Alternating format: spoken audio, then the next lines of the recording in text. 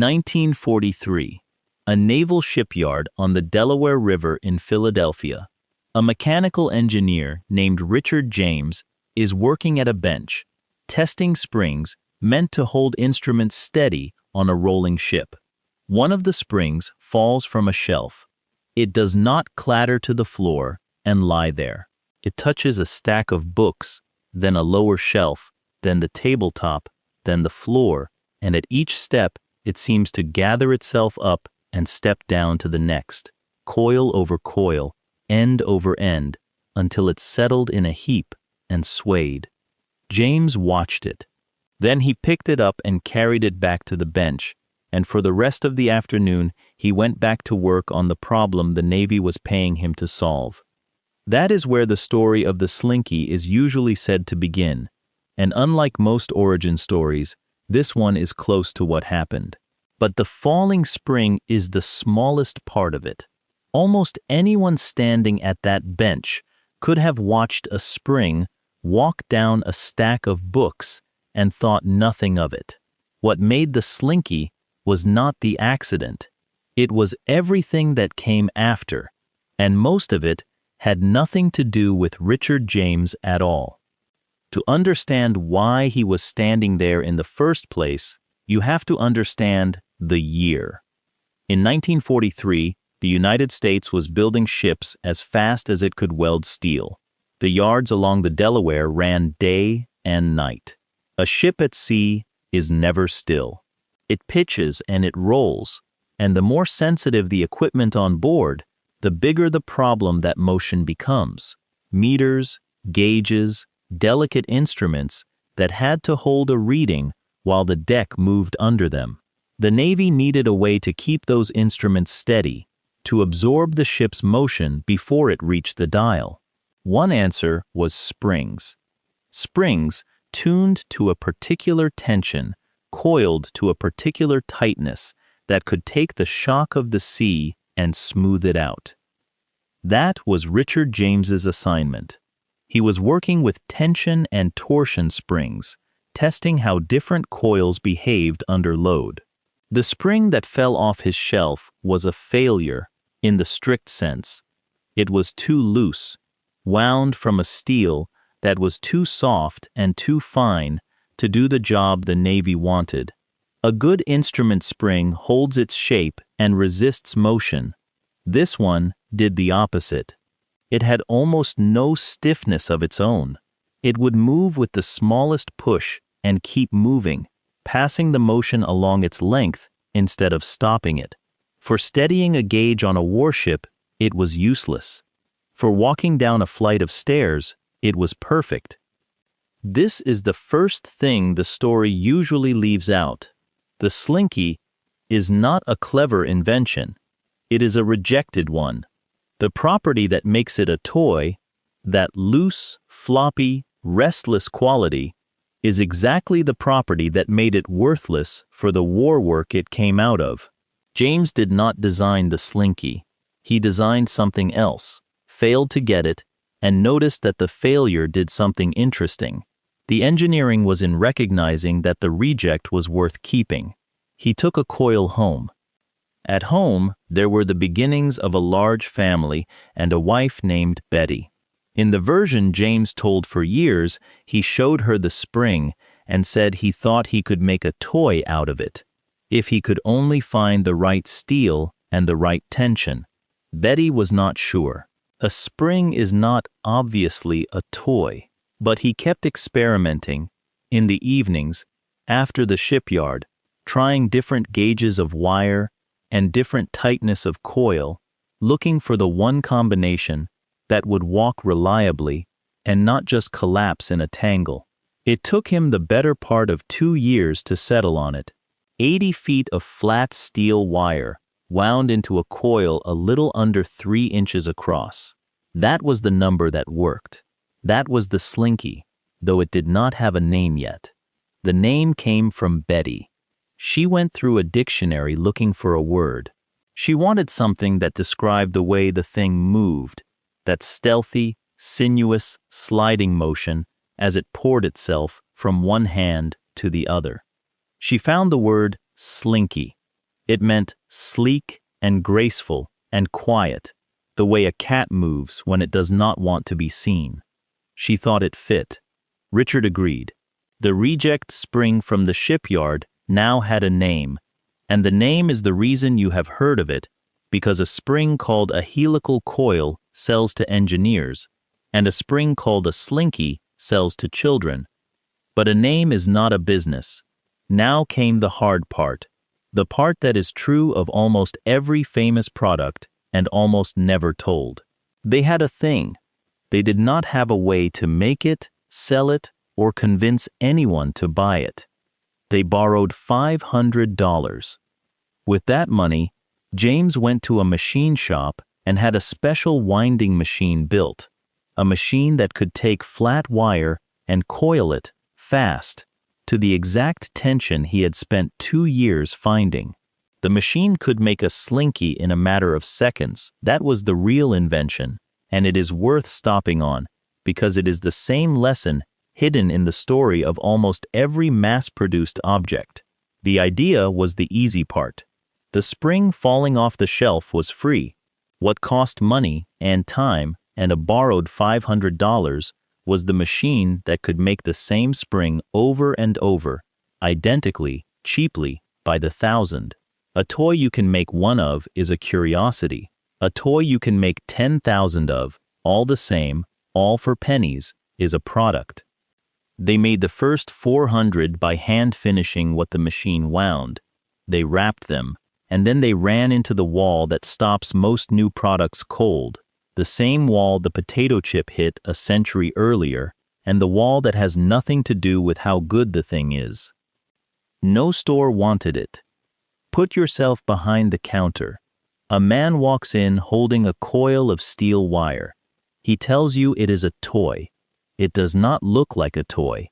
It does not roll, it does not wind up, it has no face and no color, and no moving parts you can see. It is a spring. Toy buyers turned him down. Why would a child want a spring? The slinky had the problem that all genuinely new things have, which is that no one had ever seen one work, and you cannot explain the slinky in words. You have to watch it walk. On a shelf, in a box, sitting still, it is the least appealing toy ever made. It only becomes a toy in motion. So the demonstration was everything. In the days before Christmas 1945, Gimbels, a large department store in Philadelphia, gave the Jameses a small counter to try it out. The story that has come down is that Richard was nervous enough about it that he brought along an inclined board, a little ramp, so the slinky would have something to walk down and could not simply sit there doing nothing. Some tellings say he paid a friend to come and buy the first one so the counter would not look empty, so a crowd would gather. Whether that detail is exactly true is hard to prove now, and it does not much matter. What matters is what happened when the slinky started walking down the ramp. People stopped. They watched a coil of gray steel step down a slope, silent and smooth, and turn over and step down again, and they had never seen anything move like that.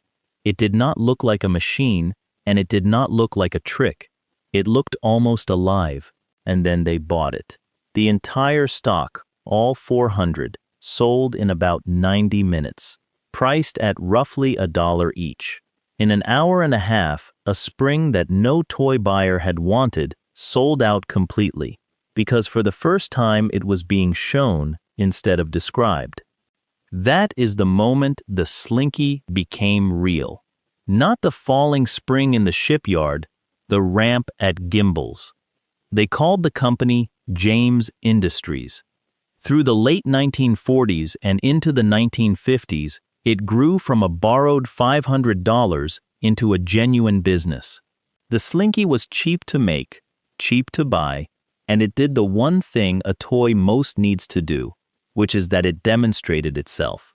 A child who owned one showed it to a child who did not, and the second child wanted one. It cost about $1. Parents could say yes to $1. The slinky spread the way the best toys spread, hand to hand, and the numbers climbed into the millions. Richard James kept refining the machines, kept the manufacturing tight, kept costs down. Betty raised the children, 6 of them by now, and worked in the business. From the outside it looked like the clean American story. The accident, the garage, the sellout crowd, the fortune. Then, at the top of that story, Richard James walked away from all of it. In the late 1950s, he grew involved with a religious group. The involvement deepened. He gave the group large sums of the company's money, enough that the business, which should have been thriving, began to slide toward the edge of collapse. And in 1960, he left. He moved to Bolivia to be with the group, and he did not take his family. He left behind Betty and their 6 children, and he left behind a company that was nearly bankrupt, its cash given away, its future in doubt. Sit with the shape of that for a moment, because this is the turn the story almost never gets told with the weight it deserves. The man whose name is on the story, the engineer who watched the spring fall, is gone. He is in another hemisphere. He is not coming back.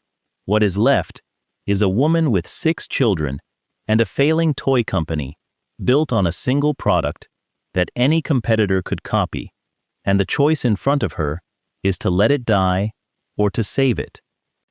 Betty James chose to save it. She took over James Industries.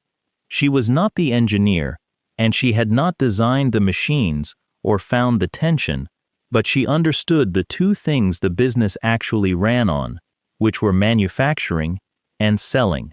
She moved the company out of its old quarters to Hollidaysburg, Pennsylvania, a small town in the middle of the state, and she set about rebuilding it from a near-bankrupt shell.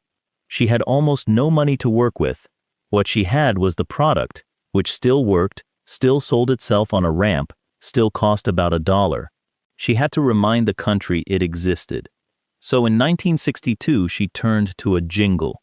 She commissioned a short advertising song, a few lines set to a simple tune, built around the sound of the word she had found in the dictionary years before. What walks downstairs, alone or in pairs, and makes a slinkety sound? It was written to be sung by children and stuck in the head of anyone who heard it. It ran on television, over and over, through the 1960s and for decades after. It became one of the longest-running advertising jingles in American history, so familiar that people who could not tell you the first thing about Richard James, or the shipyard, or Bolivia, could sing the whole thing without thinking. The jingle did for the television age what the ramp at Gimbels had done for the counter. It showed the Slinky moving in sound and picture to a country that would otherwise only have seen a coil of wire in a box. Betty ran the company for decades.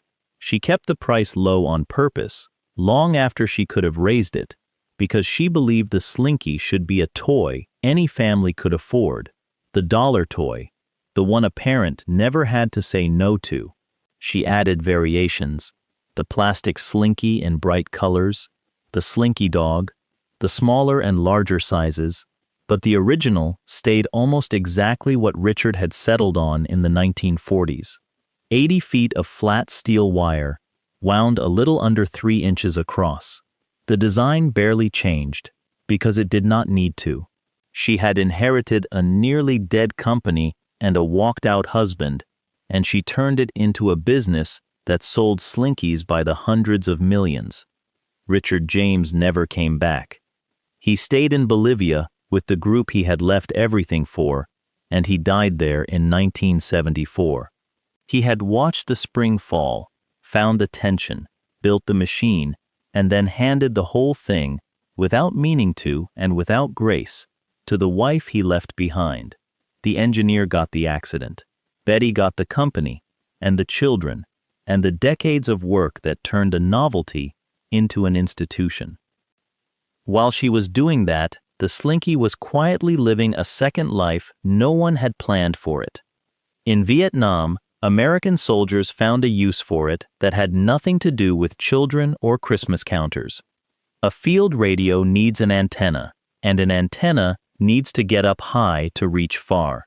A soldier could take a slinky, tie a cord to one end, and throw it over a tree branch so that it hung down, stretched out, a long line of conductive steel. Uncoiled and strung up, the slinky made a serviceable field antenna, cheap, light, and easy to carry in a pack. The same loose, springy quality that made it useless as an instrument spring and perfect as a toy made it, of all things, a decent emergency antenna in a war. The reject from one war had become a tool in another. That is the strange through line of the whole object. The slinky is always being used for the thing it was not made for. It was made to steady instruments, and could not. It became a toy, and then became a radio antenna. It was designed by an engineer, and saved by a woman with no engineering training.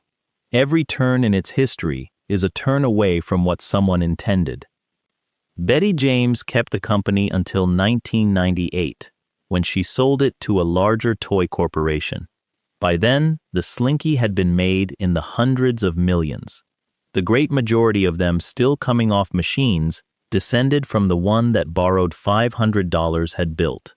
She had run it for close to 40 years, far longer than her husband had, and she had done it as the person almost no version of the story puts at the center. In 2001, she was named to the National Toy Hall of Fame, recognized not as the inventor's wife, but as the woman who made the slinky last. She died in 2008. Now hold the two halves of it together, because this is the true shape of the slinky, and it is not the shape on the box. The first half is the one everyone tells: an engineer, a shipyard, a spring that falls off a shelf and walks, an accident, a dictionary, a borrowed $500, a Christmas crowd that buys 400 springs in 90 minutes. It is a good story, and most of it is true. But it stops too early, at the sellout, at the fortune, at the happy accident that made a man rich. The second half is the one that actually built the thing you know. A man who gave the money away and left.